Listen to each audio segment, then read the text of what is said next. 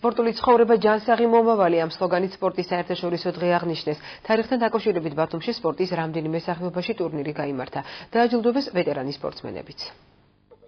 სპორტის საერთაშორისო დღე ველომრბოლელებმა ველომარათონით აღნიშნეს. ქობულეთის სპორტ სკოლის ველოსპორტის სექციის მოსწავლეებმა ბულვარში მარათონი მოაწყვეს. მათთან ერთად სპორტულ ასპარეზობაში ვეტერანი და დამწყები სპორტსმენებიც ჩაერთვნენ. დავდივარ ველოსპორტზე. დღეს იყო შეჯიბრება, ასე ვთქვათ, ბათუმში და გამოვავლინე ჩვენი თავი ყველა.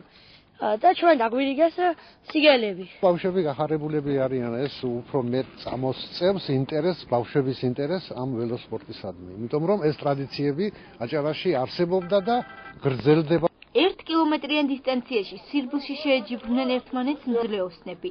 6 მაისის პარკში გამართულ ტურნირში სხვადასხვა ასაკობრივი ჯგუფის სპორტსმენი მონაწილეობდა. მძლეოსნები ამბობენ, რომ სპორტის ამ სახეობით დაინტერესებულთა რიცხვს მოუწესრიგებელი ინფრასტრუქტურა ამცირებს. 2 წელია ვარჯიშობ უკვე მძლეოსნობაში. 7-8 კაცი ვართ სადღაც.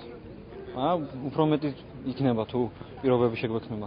თუ მოედანს თუ არ გვიშენებენ, უფრო მეტი იქნება დაინტერესებული. ეს იყო ფიზკულტურის დღესთან დაკავშირებით ძლეოსნული კროსი. მონაწილეობდა 50 ბავშვი. აქედან ყველა დაჯილდოვდა სიგელებით. განათლების, კულტურისა და სპორტის სამინისტროში ვეტერანი სპორტსმენები დააჯილდოვეს. ფასიანი საჩუქრები ბათუმის დინამოს ყოფილ ფეხბურთელებს გადაეცათ. ვეტერანთა ამ შემადგენლობამ 30 წლის წინ მნიშვნელოვან წარმატებას მიაღწია და 1993 წელს გუნდი საასპარეზოდ პირველ ლიგაში გადავიდა. სამინისტროში გამართულ შეხვედრაზე საუბარი ბათუმში სტადიონის მშენებლობის საკითხსაც შეეხო. მე მინდა ყველას მიულოცოთ დღევანდელი დღე და უსურო წარმატებები მომავალში. აუცილებელი არის კონდეს ინფრასტრუქტურა, აუცილებელი არის იყოს სტადიონი. ტურნირი გაიმართა მკლავჭიდსა და ნარჩიც. სხვადასხვა სპორტულ შეჯიბრებებში მონაწილე სპორტსმენები სპორტისა და ახალგაზრდობის საქმეთა დეპარტამენტის წარმომადგენლებმა სიგელებით დააჯილდოვეს.